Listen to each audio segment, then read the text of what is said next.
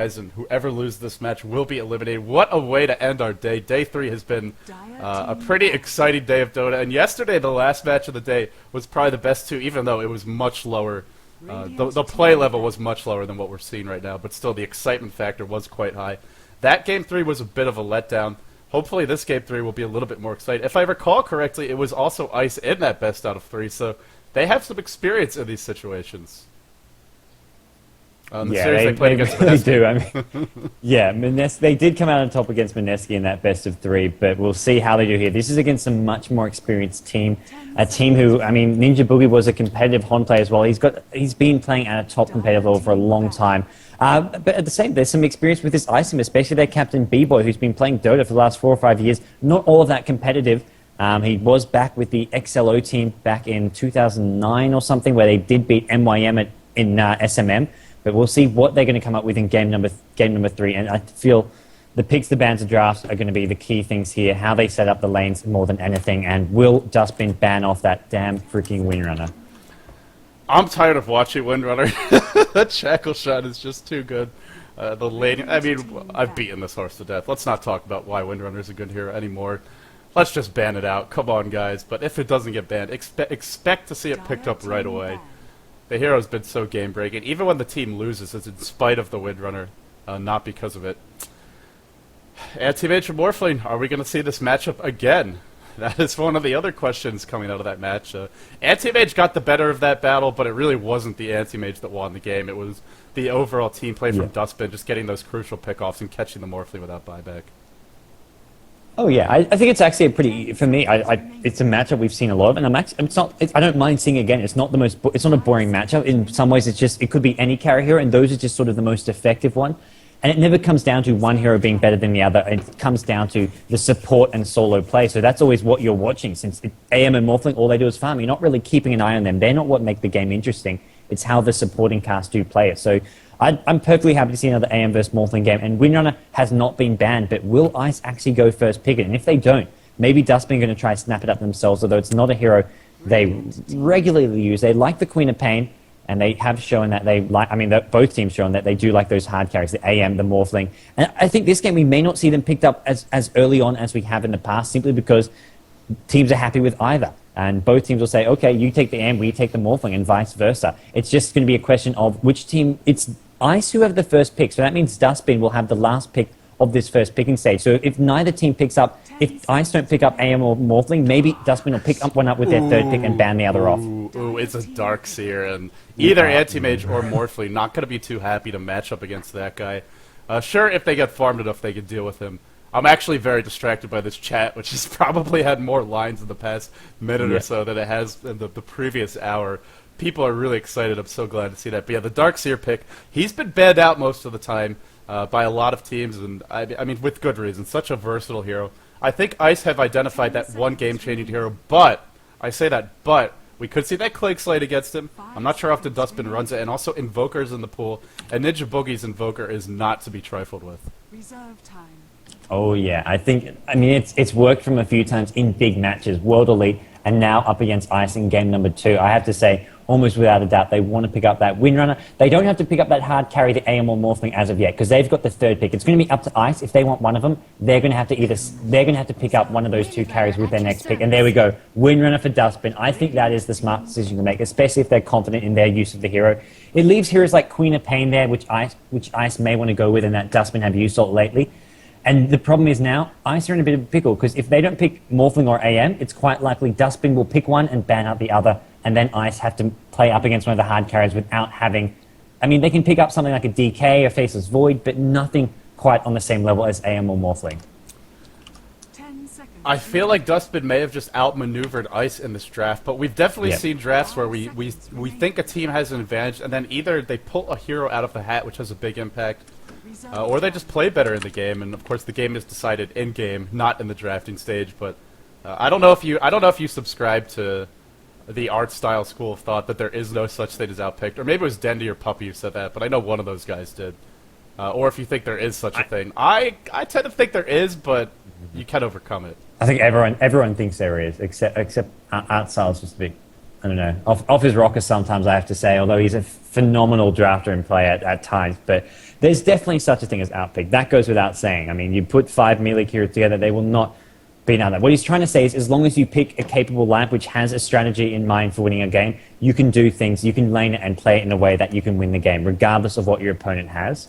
I think it's taken a bit out of context, or at least Artstyle maybe didn't word himself as well as he could have, but we'll see what Ice want to do. They're going to go with something very different from what we see in past games. Darkseid with Shadow Shaman, maybe building towards, this is how you beat an AM or Morphling. If they don't want to pick one themselves and they may be going up against one, have a lot of sort of mid-game team fight as well as pushing potential. The Shadow Shaman wards is one setup to do that with. The Darkseid is going to provide them a great team fight, and I'd like to see even something like a Queen of Pain being picked up here, just to increase that mid-game presence that they do have and their damage outburst. So I think Queen of Pain would be quite nice here. If not a Queen of Pain, well, they're going to go with Crystal Maiden. That is the most popular support. Seems to be the first one to go off the board whenever either of these teams picks one up. A nice choice, and hey, it will help you in that laning stage against the Windrunner. If they go for a farmer on that safe lane, and Windrunner's playing the suicide position, Crystal Maiden can really punish her driver back. So I like the choice here. It's a safe choice, but I also want to mention Pandas on the board, Syllabears on the board, and you combo those up with a Shadow Shaman, a Darkseer, maybe get something like a Dragon Knight or even a Night Stalker, some sort of tanky frontline style here that has decent pushing ability, decent ganky ability, and I think you could get a lot of racks early. Windrunner going to be decent in that situation, but Evoker does need a lot of levels, a lot of farm, and of course, we all know how farm-dependent Anti-Mage is. Duskbin get their Anti-Mage, they get their Invoker, and the Windrunner on their side. Will it be enough this game? Will it be... who's going to play this Windrunner as well? That's another thing I'm curious about.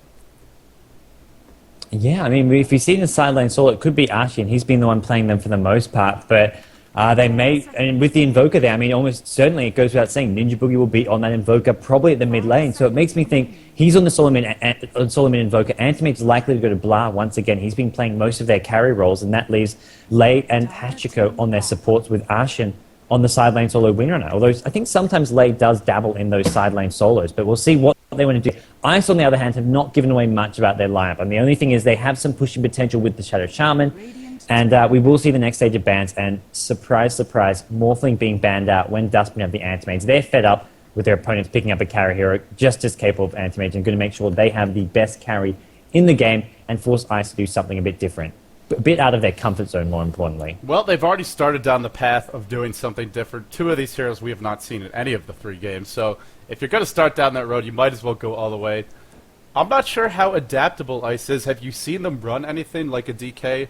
A Night Stalker, maybe even a Bounty Hunter, someone that fits into sort of that ganking, pushing style, more aggressive hero. I haven't seen them run it yet, not in any of these games. I'm not sure if they did it in the Gigabyte Dota Masters, but I was curious if you've seen it. How effective have they been? I have not seen much of them doing other styles of play. I mean, they've always liked to go for the hard carries. They've also played with OD, though. OD's a hero that you can definitely consider Ice may want to go, and there we go, it's banned out. So that's a carry hero that can out-carry an Anti-Mage. So I really like the fact that Duskbin have banned that out, and that's going to really limit what Ice can do here.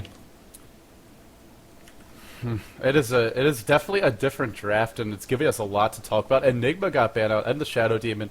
Very smart ban on the Shadow Demon, of course. We've talked about this before. You don't want to give a team that has an Anti-Mage a Shadow Demon. A, it's very good defensively, and B, you can create an extra set of illusions of that Anti-Mage. Think of it as a free Manta style, although the duration is a little bit lower. Venomancer is the pick. Another squishy hero, slow to work with. I'm not sure if I really like this pick. They're lacking in terms of hard stuns, and hard stuns are generally how you bring down a hero like Anti-Mage. It will give them a lot of anti-push. It gives them a very aggressive hero to work with. And maybe we'll see a farm Venomancer. Veno can be pretty scary with farm. That Poison Nova, if you get a quick level 11, can really hurt. A Sand King as well. Duskbin are a team on the flip side that are not lacking in lockdown. Between that Invoker, the Windrunner, the Sand King, so much initiation, so much chain stun.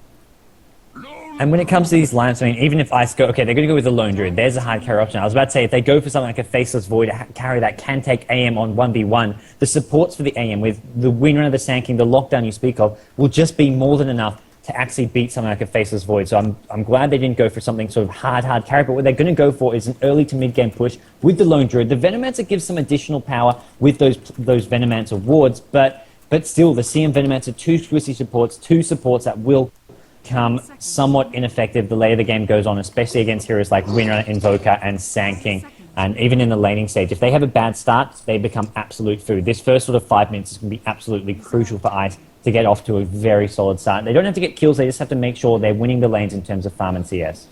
I believe it will be... How are they going to lane it, actually? Darkseer probably... Well, okay, Darkseer and Lone Druid can both go to the Suicide lane. I'm leaning towards thinking Darkseer would be there. They could also run him in the jungle, Lone Druid up there, maybe a farming Venomancer down south, or in that bottom lane with Crystal Maiden on support. You can send Shadow Shaman mid.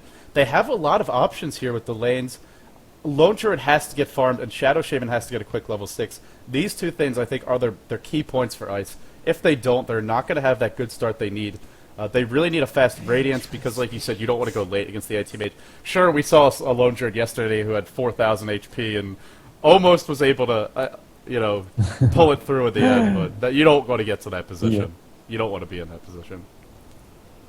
No, not at all. And we will see, as has been the case with a few of these games. Quick pause coming out. They have no disconnections, just not quite ready. I imagine after last game there is some regrouping to do, and just some strat talking as well as just sort of getting their cool before this game more than anything.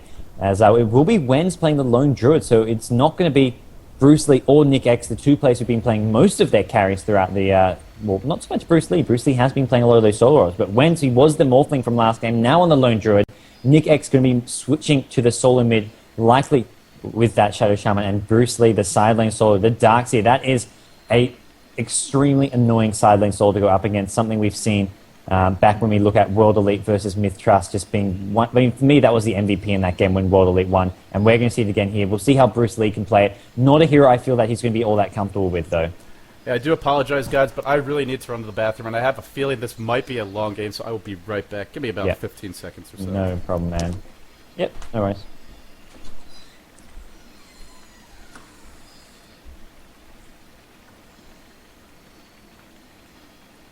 Alrighty, guys, for some reason he says be right back. I say, okay, I'm just going to stop talking, but that's probably the opposite of what I should do. As far as lanes and picks go, I mean, I'd say Ice. Fairly expected that they do that Darkseer in top with the probably Shadow Shaman at mid. Shadow Shaman does not work well in a tri lane. It's likely to be Lone Druid in the bottom lane, in the safe lane with the CM Venomancer support. B-Boy always playing that support role. Gigolo likely to be his counterpart. Crystal Maiden not going to go into farming role, so we have got that tri lane heading towards bottom. CM Venom may do some roaming around here depending on how they want to play this. Whereas on the Dire side, as expected, Ninjaboogie again on the Invoker. He'll be most likely at mid. We've got Arshian, the side lane solo Windrunner. We've got Blah playing the Anti-Mage carry, and Lei and Hachiko, the two supports on the VS and Sand King, respectively. Are you back with me? I am back with you, and I guess one point I wanted to make about Brucelee playing that Darkseer, at this point it's clear that he is their off-lane player now. I'm not sure why they made the switch, but one big difference between the previous games is he's playing a very, very survivable hero in that Darkseer, perhaps even more survivable than their Windrunner because of the higher base HP, as well as that high base armor to start off with, a nice strength gain. So if there's ever a hero that you shouldn't die too much with early game, it is Darkseer. On the flip side, if he's up against that lockdown chain stun of the Sand King and the Vengeful Spirit, a lot of ways for them to cancel that surge or really negate the effectiveness of it. It's going to come down to positioning, but Darkseer in this matchup can really make life difficult for the anti-mage. Not sure if you mentioned it, but we have talked about it many times before in our broadcast together, that Ion Shield just so annoying to lane against as a melee hero. A nice job by Ice off the bat, using that Spirit Bear to do a bit of scouting. They're not going to let Duskbin get a quick double kill to start the game off. Yeah, very proactive with that, and that's going to help them out. CM and Venomancer, two very squishy supports. If they fall behind early, that is a disaster for them. The good news is for Duskbin is that they have managed to more or less scout out what these lanes are going to be. They're going to block that pull off early. Doesn't look like there's any sentry ward, so they're not going to be able to de-ward that. And that means CM Venomancer sort of stuck with this trial lane. They can go, of course, go for some smoke ganks early. And CM Venomancer, I mean, they've got the long-range Nova. They have got a Venomous Gale, two great early ganking spells. So they may look for some early ganks, especially on this mid lane. If they can get some kills on Invoker early on, that'll help out Shadow Shaman a lot to maybe go push down some early towers and just convincingly win this mid lane. Yeah, it is going to be, of course, Ninjaboogie mid again with that Wex Invoker. Now, this is a matchup that is actually pretty balanced. The one thing about Shadow Shaman mid is he is very easily ganked off, and right as I say that, some dewarding off the bat, so Shadow Shaman is not going to have that crucial vision to see if Vengeful Spirit or the Sand King are looking to set up on him. He's very squishy. He's quite slow as well with that 285 base move speed. If left alone, Shadow Shaman could do great. He could push the lane harder than the Evoker. He could have a decent chance at controlling the runes. And he can also get a quick level 6, look to push the tower. Invoker does not have the best anti-push. It is going to be tri-lane on tri-lane here for the moment, and generally I'd say the tri-lane with the Syllabear should have the edge because it's not really a tri-lane, it's a quad lane, or at least a tri-quad lane, whatever you want to call it. They got a little bit more than 3 heroes to work with. And of course, also, there won't be any pulling for the moment. I would expect to see a pair of Sentry Wards picked up soon to try and deward that pull. For now, it's a smoke on the Crystal Maiden. But as long as these as long as the enemy tri-lane is here, they're not going to be doing any sort of ganking. Yeah, this Darkseer versus AM is a very curious 1v1 matchup, and I don't think it's one that particularly favors the Anti-Mage. He's got this Poor Man's Shield, but that's not going to help against the Iron Shell, which Darkseer will be mainly using. He just used it himself. He'll trade hits with the Anti-Mage, although those hits are not going to be doing as much damage as he'd like. First Blood is going to fall at bottom. Sand King has gone in, and that is not the side Ice wanted. They may get this kill on winner. They will, and it does go to the Lone Druid, but still, Lone Druid in trouble. Nova again. Sand King actually the one taking most of the damage. Double kill for Lone Druid. He's not going to go down. The Frostbite comes in at just the right time. VS will survive. Not enough damage coming in from the CM, but Lone Druid surviving, and he's going to get salved up. Oh, gets both those kills as well. 700 gold in the bank. That means either a quick Orb of Venom or quick boots into phase boots on that bear if he wants to go that route. Nice start there, and a Syllabear getting fast levels. That means Entangle is coming soon, and these squishy supports, without that escape mechanism, or excuse me, without the boots on their own heroes, are going to be easy food for that Venom scale, the Crystal Bait. I mean, this is a devastating tri-lane if they get ahead. Sure, they're squishy in their own right, but they're not going to be doing any fighting with when this bear hits level 3, when the hero hits level 5. They're going to be doing a lot of running. It's an Exhort Invoker this game, so a change up for ninjaboogie. They do have a little more lockdown, Shackle Shot, Burrow Strike, as well as Magic Missile. Compare that to the other game where they had a Puck to work with. And it's more reliable disable, so I can understand why he'd go for Exhort. They're also up against a harder pushing lineup, so they really need to get ahead. It is coming the gank. This could be an early kill on Darkseer. Sunstrike as well, that's where it's coming into play. Smart gank from Duskbin, I have to say. That's going to help out this Anti-Mage a lot. Bottom lane, they're... Oh, actually, Sand King should be okay. No Sentry Wards are here. I expect to see a pair picked up, not only for that Sand King, but also so they can start to do some pulling. Great roam by Lei, though, and now he can do some pulling of his own up top. Got to be as efficient as possible with your time. You can't immediately head back bottom. Expect to see him get a couple of levels, and then look to rotate around. With the Anti-Mage having that kill, he's got the Rune of Health. That's really going to make a difference against this Darkseer. And that, once again, I feel this has been a common story. Brucelee struggling in that side lane solo. I mean, he's been shown as a great carry player, but he's been playing this side lane solo not to great effect here, although his team at bottom lane doing all right here. The Lone Druid getting that double kill, starting to get some farm going his way.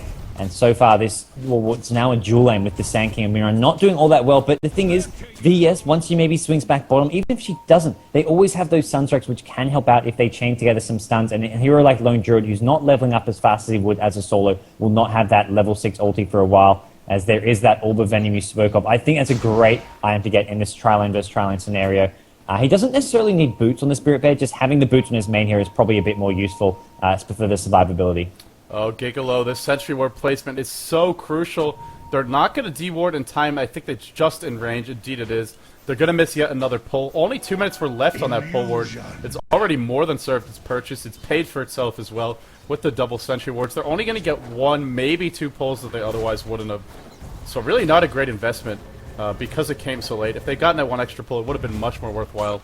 Ninjaboogie with that early kill. Looks like he's... We'll have to see what he goes for. He's got the Magic Wand and the boots. Actually controlling the runes versus the Shadow Shaman. Something that shouldn't happen. I'm not sure if Shadow Shaman is worried about those roam ganks as he doesn't have vision currently.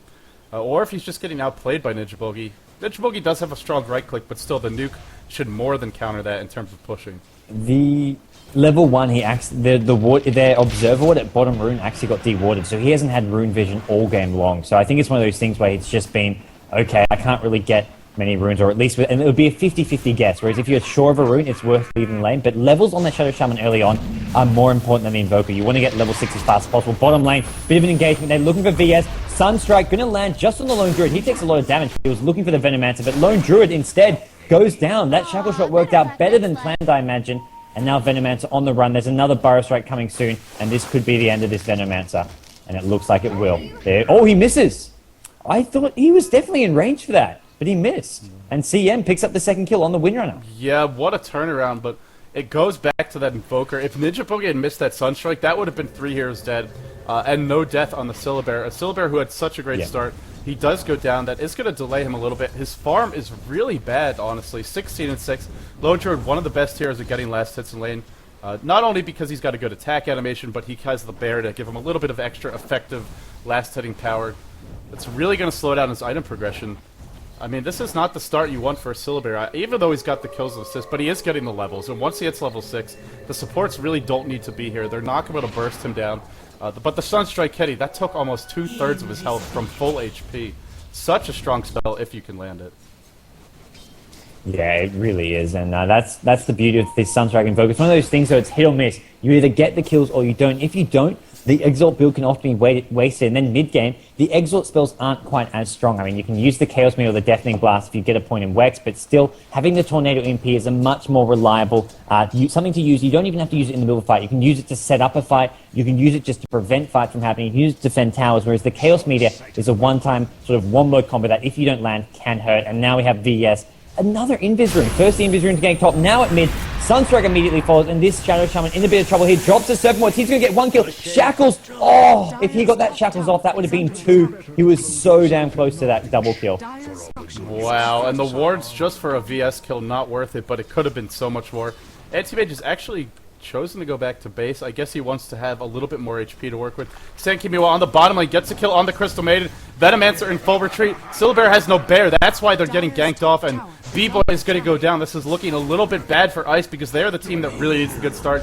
And in fact, it is Duskbin that is getting it. Windrunner hitting level 5. Sand King actually out-leveling the Windrunner in the tri lane, even though he is playing that support role.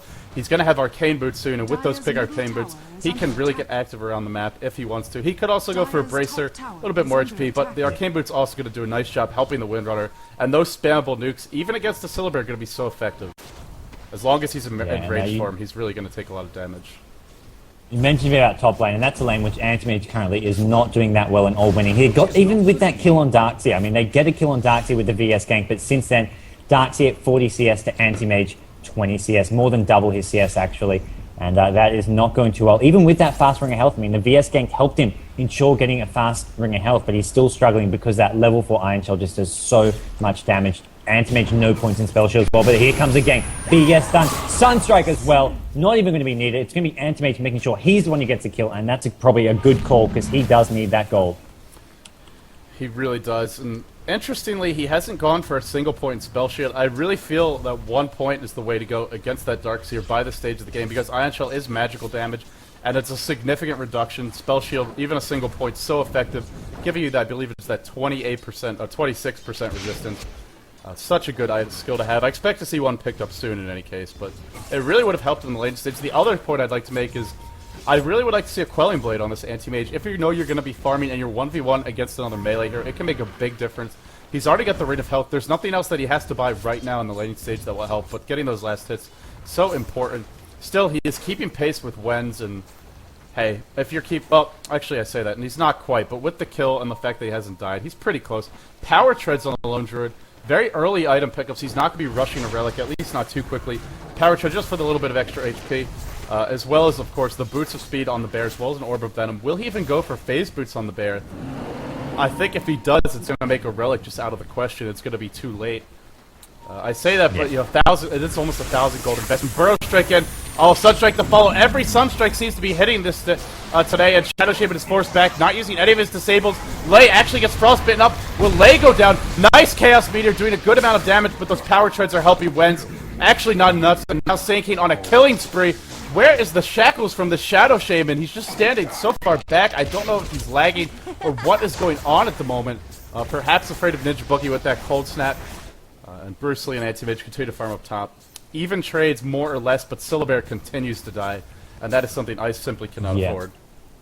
Yeah, he is going down quite frequently. He has managed to, I mean, you mentioned he tanks a bit with the treads, but just not enough. I mean, the Chaos Meteor followed by a Burrow Strike took him out. He may even just go for a tankier build, not go for the fast rating. Could even just say, okay, let's go for a pipe and then just go for that mid-game push, as they haven't got a very farmed Anti-Mage to deal with. He's actually swung top lane, so he's going to be farming up against his Anti-Mage.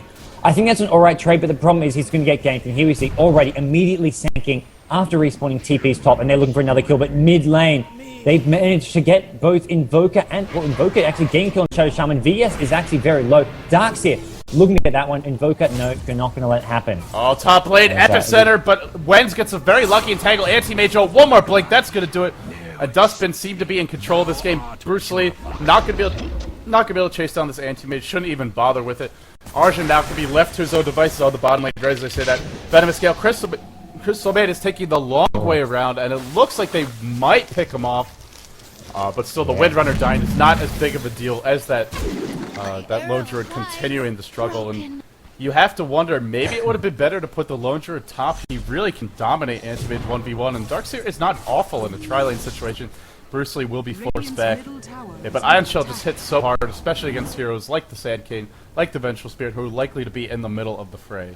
So I don't know, maybe the lady wasn't the best. No, I agree, and here we go, another gank on mid. Cold Snap with a Burrow Strike. He's not in ulti form. That is a dead Lone Druid. Two more right clicks. No, he's managed to juke a lot of it. Oh, there we go. Finally gets some vision. Ninjaboogie gets his 4th kill of the game. And this is just, once again, Ninjaboogie on that Invoker controlling games. Left, right, and center. And there's not much here stopping him. Although Brucelee has got some farm. He does have those 2 deaths. We'll see what he wants to go for here with this Ring of Health. If he goes for either the Pipe or the Vanguard route. But right now, it's going to be up to sort of around the sort of 20-minute mark. Ice really have to start pulling away then because they are not going to be winning this late game against an Anti-Mage. They did get that tier 1 bottom. That's something going their way. In terms of the Lone Druid, I think with this number of deaths, it's time to stop thinking about Radiance and set your vision at something that'll help your team in the mid-game. Maybe a mechanism. Sand King, will he go down? No detection here for the moment. Actually, are they going to get him in time? Nova might do the trick. He's so low. Will he get away? Sunstrike. Will it hit? Oh, Ninjaboogie, another kill, and there's that shackle shot we've been talking so much about. The nuke, the ether shock will clean up that kill. Meanwhile, Anti-Mage is, he gets entangled under the tower. Will it be enough to bring him down? No, he's just gonna blink out. So much damage, but just not enough. Power shot not gonna hit. Nice dodge, but Ninjaboogie is on fire. He's unstoppable. The Hex up. Are they gonna look to turn this around? Look how hard he's hitting. Nyx, Nyx, don't go that way. He's gonna dodge. Oh, just barely dodging the Sunstrike. KTP's it. Close. Okay, so Very close, and here we go. They're not done. They want more. They want Nick X, and Venomancer ulting not going to actually hit this Sand King. Sand King has dodged so much with these Sandstorms. It seems he's always invis, although the Venom ulti is going to chip away. They will get the kill on Sand King in VS, but I feel that Ice not having Sentries and Dust is just, it's really causing them some problems because this Sand King is just sitting in Sandstorm all across the map. That was 3 kills unanswered going the way of Ice, and finally Wenz has done something I've been meaning to pick on him for the past 4 or 5 minutes, which is to actually use the ultimate form he decided to spend a skill point on. And with that ultimate form, look how tanky he is. Tanking the tower as well as the anti-mage. Perhaps he's overstayed his welcome, but the Mana Void really not doing anything. He will be just fine. Yeah. Finally, he's elected to use that ability. I mean, he would have lived at least once top, possibly 2 or 3 more times. And again, you know, a single death means maybe you have an extra item that keeps you alive, and everything could be totally different. It's those little things they can add up in a big way. Something to be of note, and something I really like, even though it is a bit of a risk, is that Gigolo has got this gem to help. I don't know if it's actually a main thing, but one thing to help deal with the Sand King, but also for the dewarding. It's going to help them get a great control over this game and maybe have a strong mid game if they can get some pickoffs because of it, prevent the vision from Duskbin, and not to mention, I mean, just Sand King has been such a pest to them. I mean, I feel like that was a motivating factor in getting this gem. Yeah, the Sand King, very irritating. Also, the vision that's allowing this Invoker to hit Sunstrikes. I believe one of the Sunstrikes was blind, but aside from that, Ninjaboogie has had total vision every time he sets up for a Sunstrike. Makes it a lot easier to hit. Crystal Maid is smoked up. Also of note, Shadow Shaman is very close to a Blink Dagger. Only 200 gold away. He should get it on this push. That's going to give them a reliable initiation. You combo that with the Vacuum. And in that last fight mid, we saw a scary potential combination from Maze. Oh, they're going to go on Brucelee, but he should be just fine. Yeah, but one of the things that looked pretty scary in Ice's favor is the combination of that Vacuum plus the Venomancer ulti along with the Ion Shell. Yeah. It's so much damage over time. It can really bring these heroes down. Duskbin is still very squishy in spite of having a good start. And Antimage has done something smart. It is not coming to mid lane where they are going to maybe get killed on this Darkseer. One more stun, they get the kill. All 5 heroes committing to it. Kill and a tower. The kill was just a bonus. What they really were after was the tower, but they're not going to say no to a kill on Brucelee. Antimage has actually bought a Vanguard, which I was about to mention, and I definitely agree this is the right item to get against this Ice team, especially considering they're being aggressive, proactively pushing towers. They've got the T1 tower at top. All 3 T1 towers being taken, and finally Duskbin getting a tower of their own. although they do have to get back, make sure Lone Druid doesn't get too much free farm and free towers, as he was trying to start pressuring this tier 2 bottom tower. But Ice, I mean, they've got an opportunity here with this gem, with this sort of mid-game pushing lineup, that maybe make something happen, as Darkseid has actually no mid lane. Oh no, Lone Druid again getting ganked, Sand King epicenter. Wenz is just getting focused down wherever he goes. I don't know how you feel about his chances of carrying this game. I don't think it's going to come down to Wenz. He may be able to support the team a lot, serve as a decent tank. Syllabear just so difficult to bring down. I mean, you saw there they did have to use the epicenter and a lot of spells, the Sunstrike even hitting, although I believe it was dispersed through a couple of creeps. It's not going to be a one-hero kind of game. We're not going to see that totally out-of-control Morphling just, although they lost that game, but, you know, just really dominating the enemy squad. This is going to be more of a team effort if Ice are to win it. Now, they do have the Blink Dagger on Shadow Shaman, as well as the wards up. We could easily see Anti-Mage go down here. A simple Blink Hex, and he's dead. Looks like Anti-Mage is about to die. An awful Blink, and the Hex isn't even in rage. Oh, Nick, just a little impatient, a little unlucky. They didn't have vision there, I guess. I thought he had vision, but maybe he didn't. Either way, a big mistake. That was a free kill. And with that Anti-Mage kill, they could have gotten this tower, delayed the farm on that Anti-Mage a bit more. And he doesn't have a Battle Fury Rush, so his farm is not going to be particularly quick. No, I mean, at this point, there's no point getting a Battle Fury this late in the game. He's probably just going to go straight for the Mantle. Darkseid gets shackled, but this tier 2 tower going to get chipped away at. Not necessarily going to go down. The winner is there to spam the power shot. If you can hit a shackle shot, it will definitely slow down the push. But with the Venomancer wards as well as the Serpent wards to tank this tower, and the tower actually prioritizing the Plague first while the Serpent wards do damage. Swap in, finds Venomancer. They will lose the VS for it, so 1-4 trade. But here comes Sand King, stuns 2, and Anti-Mage with the help of winner, clean up. Not to mention the gem sitting there, going to be picked up by the winner. That's a big loss, a terrible outcome for Ice, and they're not even top lane, bottom lane as well. Ninjaboogie getting a free tower, Lone Druid not even going to get that deny. Holy crap, Duskbin just with a tip of the hat changed this game right round. This is the Duskbin we saw playing World Elite yesterday, or maybe it was the day before. This is the Duskbin that we were expecting to show up today. They really struggled. Or was it? Yeah, it was World Elite that they defeated in the winners bracket in their first match, and this is the Duskbin I hope to see the rest of the tournament if they're able to advance. Ice are not out of it, but again, Duskbin have that stronger lineup the longer the game goes. So for Ice, they have to look to they have to be less sloppy here. They can't keep on getting picked off, and it just got a lot harder because Sand King's got a Blink Dagger. Sure, you've got a Shadow Shaman Blink Hex. Well, now we've got a Blink Burrow Strike Epicenter to work with of our own, and that is a AoE stun against all these squishy heroes. They are all food for that Epicenter. Even the Darkseer.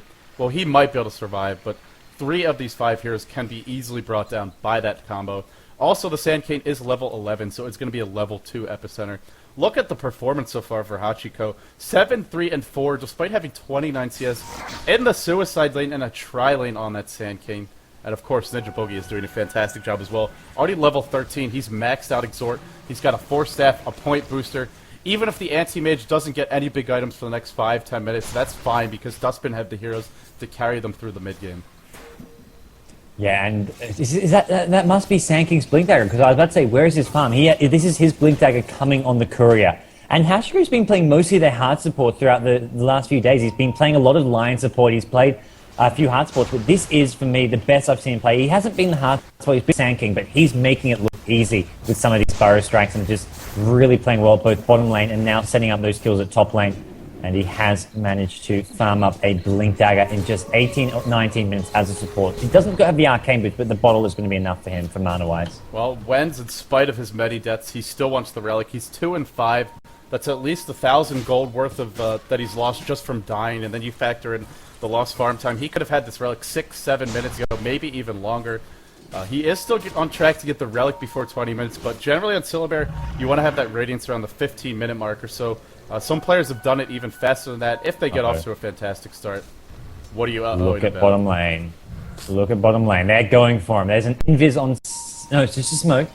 They're going to go looking for him in the jungle here. And it looks like Lone Druid has... Well, it's just decided that it's safer to go farm in the jungle. So he's not going to get caught out, at least not yet. And he's going to walk all the way back. He has realized something fishy is going on with Invoker and Winra smoke up and missing as well. Well, nice job by him dodging a bullet there. And it looks like Anti-Mage with a... Okay, we're not going to see that weird Battle Fury after Vanguard. I doubt we're going to see it after this Manta style, which Anti-Mage is building towards. So it's going to be sort of that tankier early game presence Anti-Mage. Of course, he can scale very well into the late game. 3-0-5. 88 CS. He is about 15-20 behind the Silver Bear, but the kills, the lack of deaths, they more than make up for it.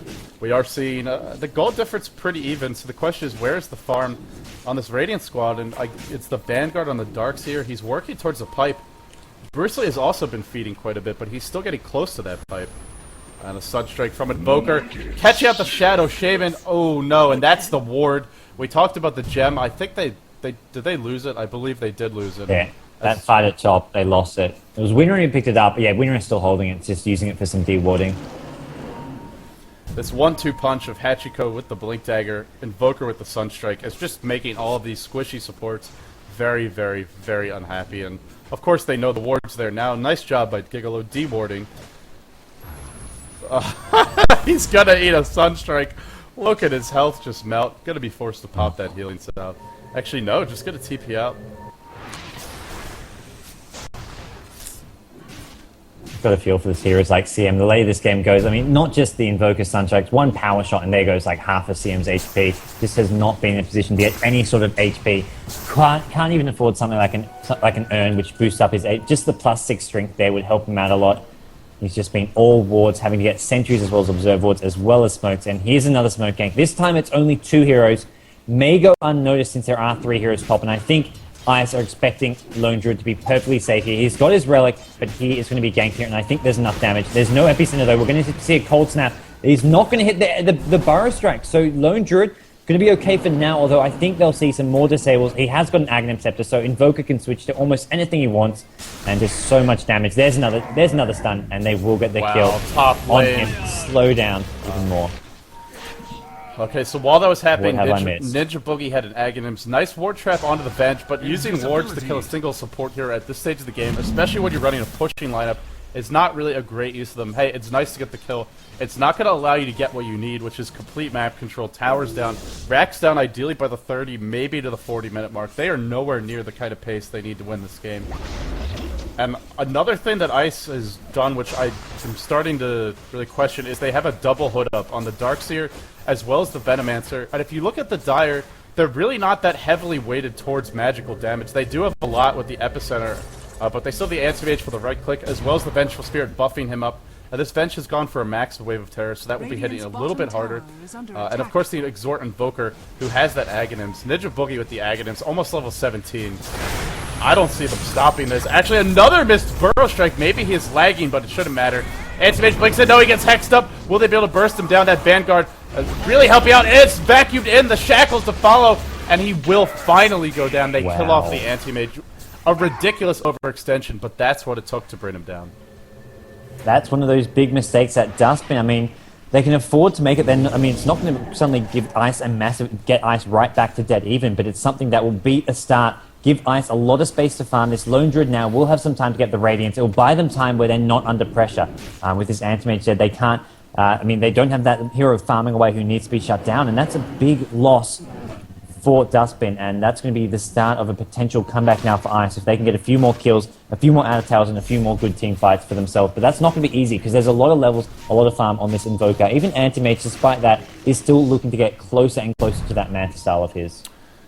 Well, if they're going to come back, it is really going to come down to Brucelee, and especially on Darkseer. We saw this hero yesterday in Mouse versus Virtus Pro just have such a huge impact. They even ended up dropping game 2. That was one of the most epic games I've ever seen as well. But a Darkseer's initiation, his vacuums into wall, so crucial if they want to win these fights, especially because you'll get that Vengeful Spirit Aura, you'll get that Anti-Mage, an Anti-Mage of your own, and just generally the damage potential, the initiation, the positioning that they need. Especially you throw in the Radiance, you throw in the Poison Nova, the Ion Shell, the Ether Shock. It's a lot of burst damage, and on top of that, the Crystal Maiden with her nukes. They might be able to burst some heroes down, or if not burst them down, at least pick off the stragglers. Of course, Wenz is going to need to get lucky with those entangles.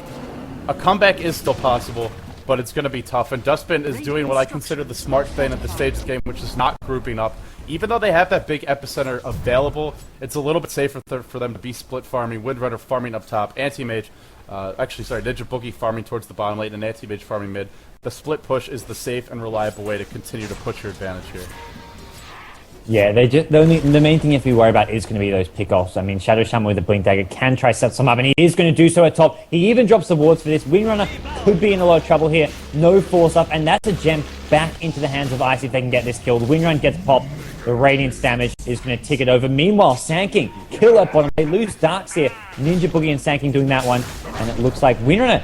What? Windrunner survived? Did you catch that? I started looking at bottom lane. Windrunner actually survived. I actually did the same, and apparently that was a huge blunder. I have no effing clue what happened. War Trapped has no force staff. I guess just TP'd out. That's the only possibility. Yeah. And he TP'd out from the middle of those... I guess using both disables, like the Hex to set it up, and then the Shackles... Because he popped the Windrun. He popped the Windrun and then must have been TPing during the Windrun, so there was no possible entangle. The only thing that would have stopped it would have been a Shackle or a Hex, and I guess both were on cooldown. And he's pretty hard to kill. I mean, I can see how it happened, but I'm just surprised that it actually happened. You know what I mean? It's like every single thing had to go right for Duskbin and wrong for Ice there. And another Ward Trap amounting to very little. In this case, nothing, but even the ones that have gone off have not really been too effective. And Ninjaboogie is actually popping that, that Alacrity on himself. And at this point, I think he does do a little more damage than the teammate. Forge Spirit's going to clean this up. I say you give it to the Invoker in this situation. I think Ninjaboogie is much higher impact than the Anti-Mage. But they're going to give it to the hard carry, and nobody can question that. The Manta Style is ready on him. Ice are all grouped up mid. Kind of a weak blink in from Nick. I don't think that was close to the max range. Are they going to go for a push here? This is a very late timing push, especially down as many items as they are. Pushing into a level 17 Invoker with the Aghanims, the Force Staff as well. So many ways to shut down this push, to punish them for overextending.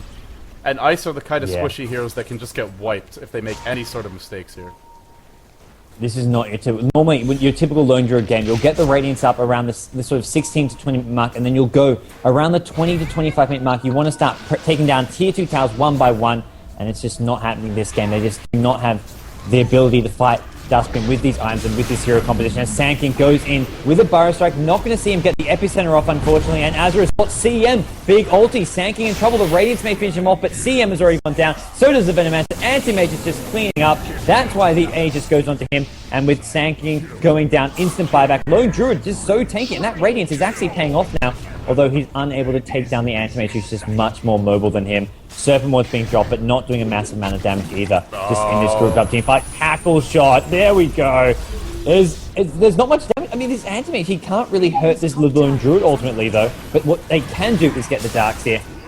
Anti-Mage will make sure of that one with the help of the Invoker. And another kill. 4 kills, in fact, going to Duskbin. They did have a couple buybacks with heroes they lost there, but they came out clearly on top, not even losing that Aegis.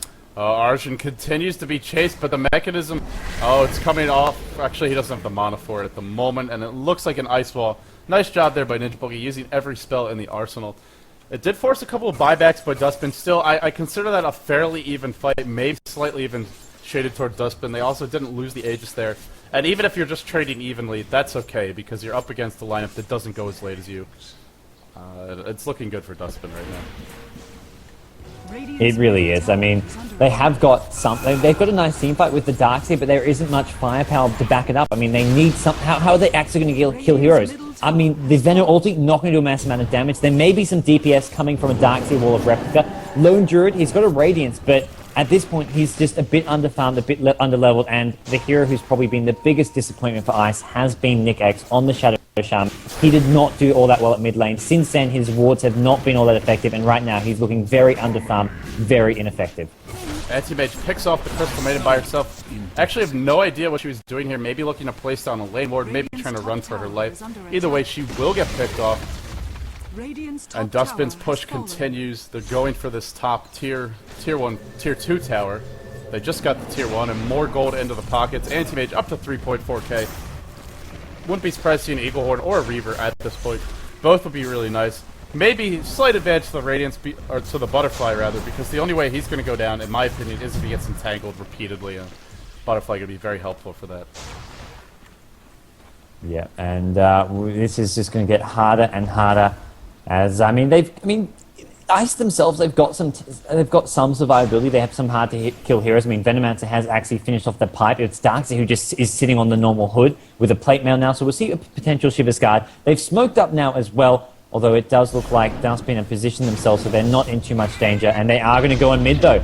Leg does get caught out, but it's just a Vengeful Spirit. No big loss, no big gain either for Ice. Although they think they can maybe use this to go for the tier 2 mid tower. But meanwhile, they're just going to be trading towers. And Duskbin have much faster pushing. They can't really go much further than this tier 3 tower. And if they drop those Serpent Wards, which they will, this could bite them in the ass, as it looks like Duskbin, rather than going for the counter push, they could just try and push the tier 3 top tower. They're going to get back and try and force a fight.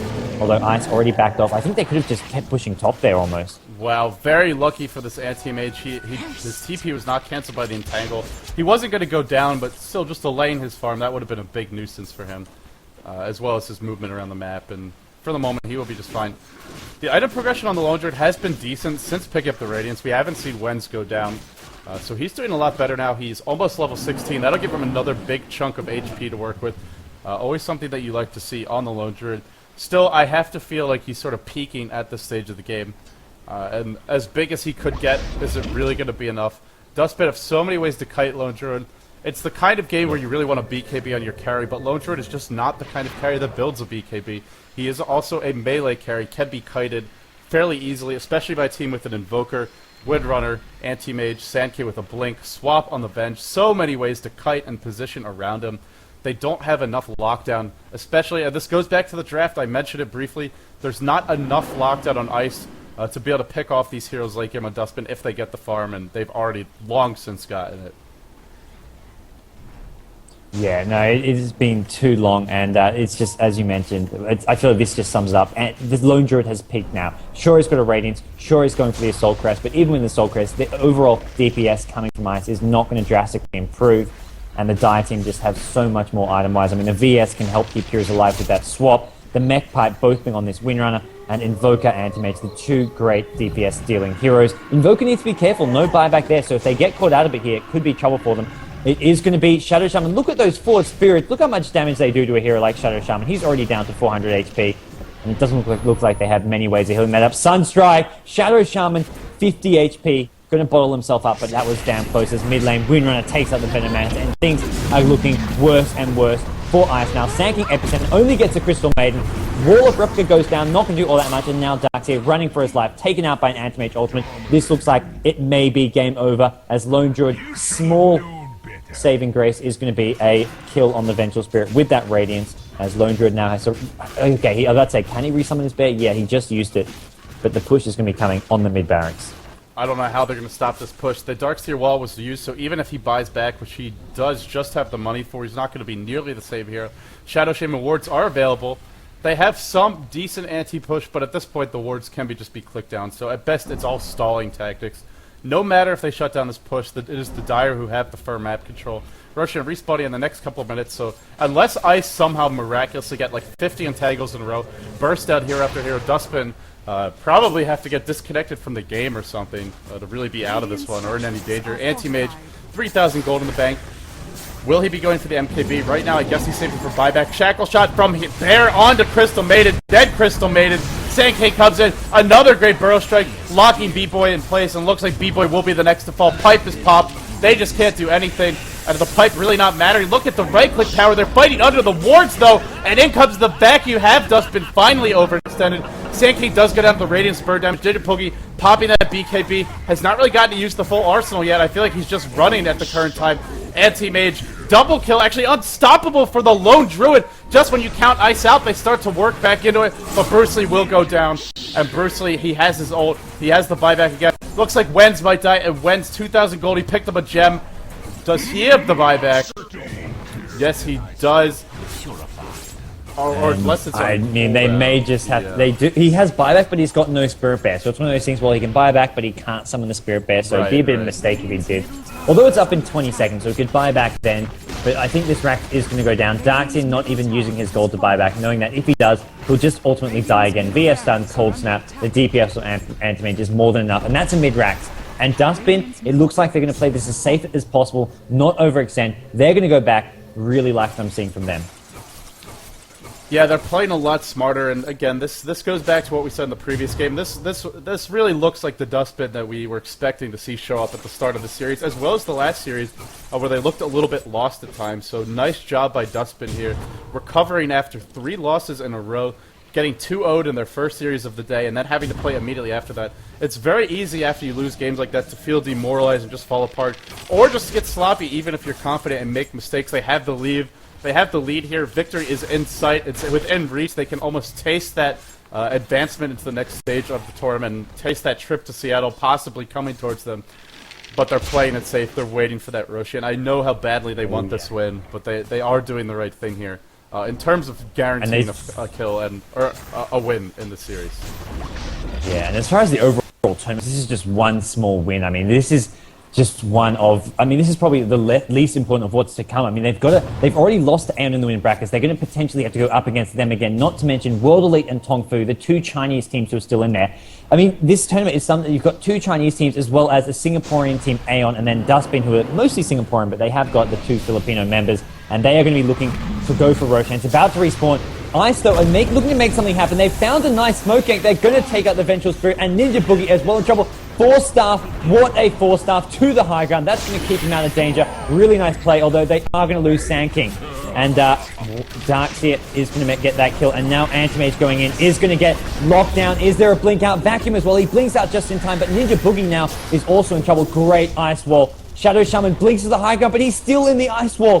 What a fantastic ice wall. BKB from Ninjaboogie will keep himself alive, and they didn't lose Antimage or Invoker. They cut their losses, although they may find themselves losing Roshan to Ice here. Really nice fight from Ice, but I mean, I have to say, Duskbin could have gone a lot worse for them. It could have gone a lot worse. That Anti-Mage barely got away. There was no follow-up in Tangle. They're actually not going to try to finish Roshan, and with the wall down, I don't see them winning a second fight here.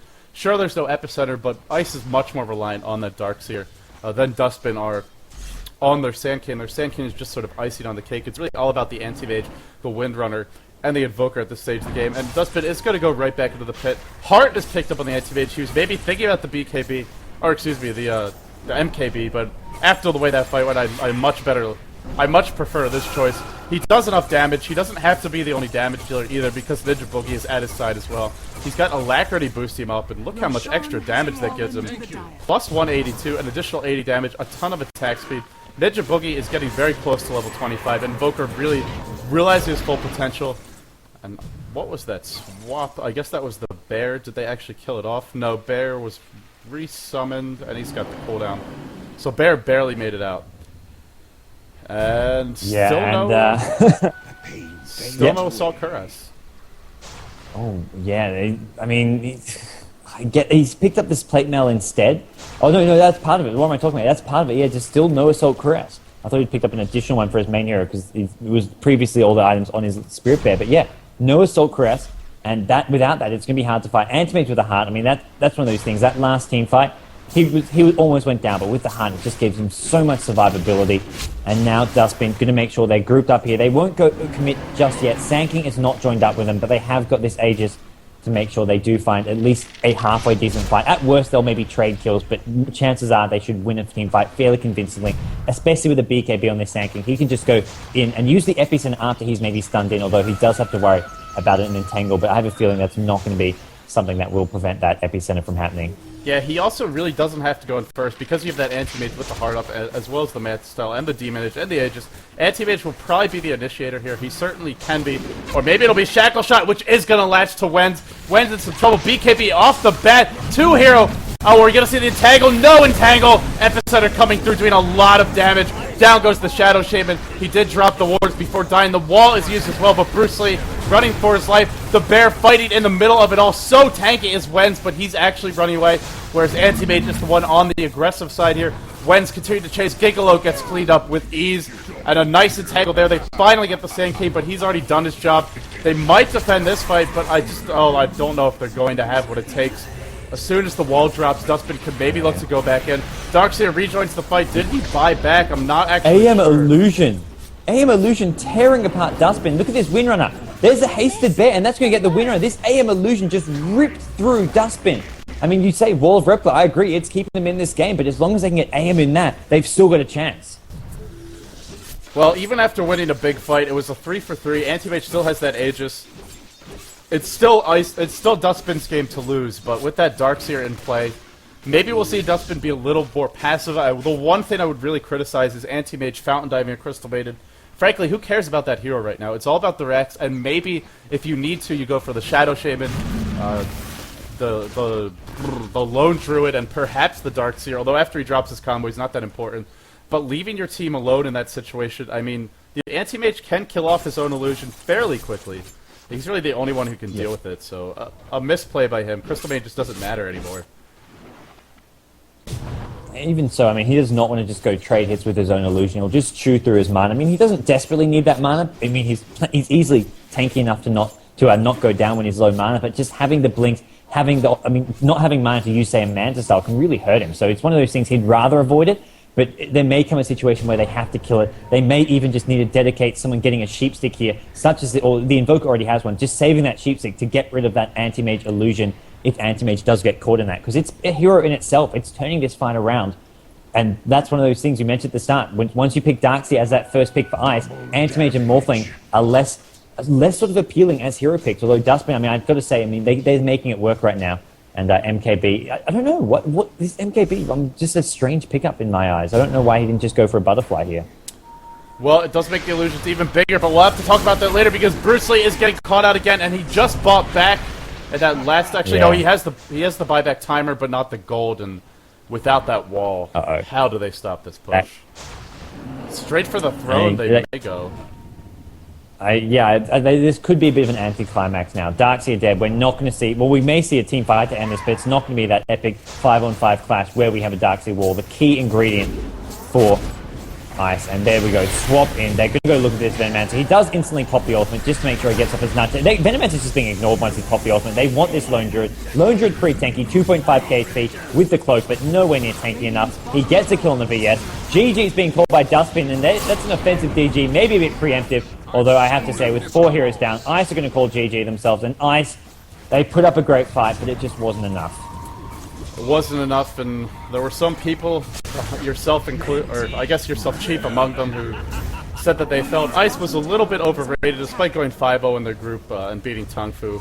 Wasn't the most legitimate win, and I think they're being exposed here. They're still a good team, and all of these teams should be proud of their performances. There's no bad teams in this tournament, but Ice just not having what it takes, and Duskbin gave away a game and still able to really pull things together in games number 2 and 3.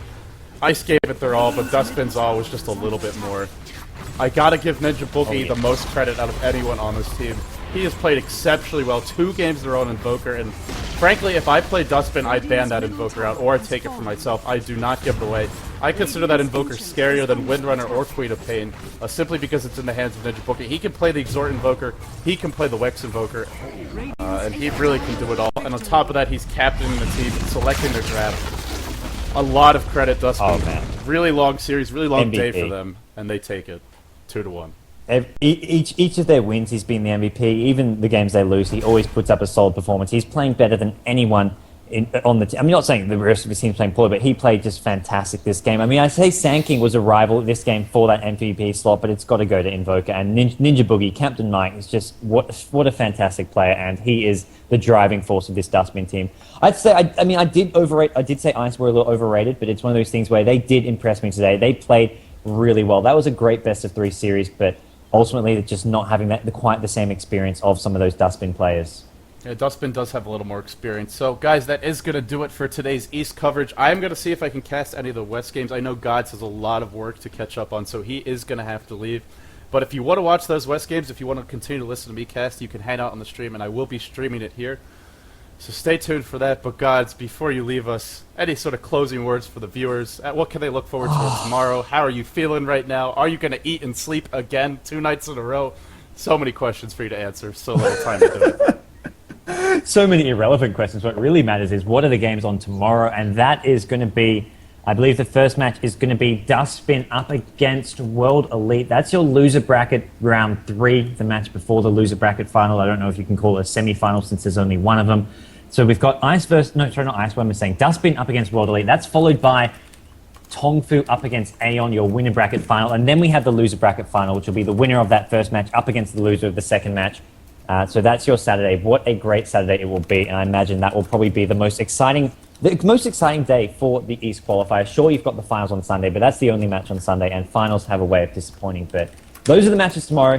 As far as eating sleep goes, I've had plenty of sleep. Just last night, I probably got a full week's worth of sleep. Well, probably the equivalent of what I've had. Probably the equivalent of what I'd had like the 5 nights before combined. So it was a very nice night's sleep. Eating-wise, unfortunately, this may not happen so much. We may just go get some Maccas, but I hope you enjoy the rest of those European games. I imagine there are some good ones left, as I will be leaving you.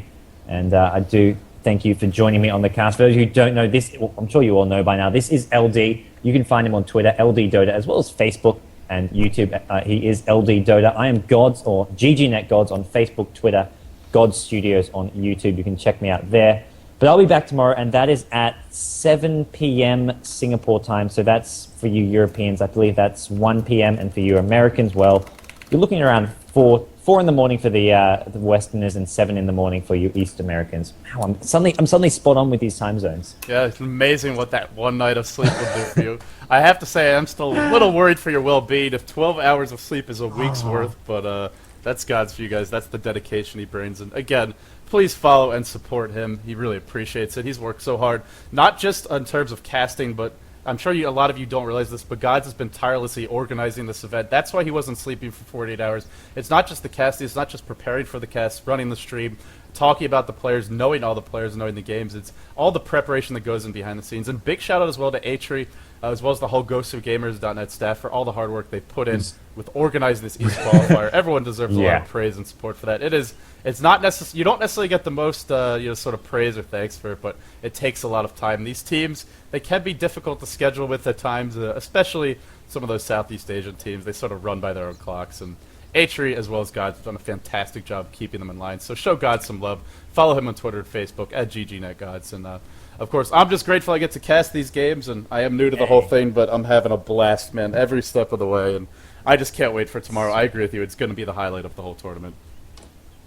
Yeah, it's going to be some fun games, and I have to reiterate everything you've said, especially about Atri, who has just done a fantastic job helping to wrangle these teams. I can't believe I waited all the way till Friday to give him a shout out. The only things we've said about him have been negative comments about how he kicks people from lobbies. But Atri is the man behind the scenes who does so much great work, and everyone at GoSuGamers who does provide awesome coverage. The coverage hub there has like links to all the VODs, the brackets, everything, as well as up-to-date news about pretty much every series being played and what happens. So if you miss a match and don't have time to even check out the VODs, you can kind of see the drafts and what went down. So they've just done amazing coverage, and all those, it's one of those things as commentators, you're kind of the ones who actually have a face and people actually know and get to love, whereas the guys behind the scenes, that everyone just takes for granted that stuff is there. So they believe they do deserve heaps of recognition.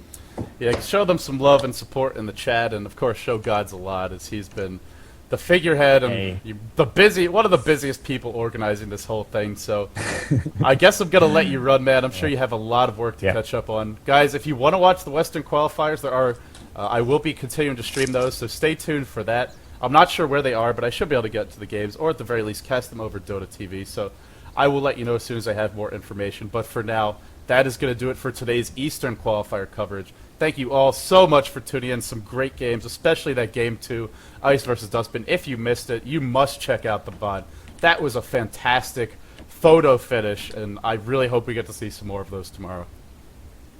Yeah, me too. Anyways, I'll talk with you tomorrow, and maybe even before then, depending if I'm still awake. And thanks for joining me.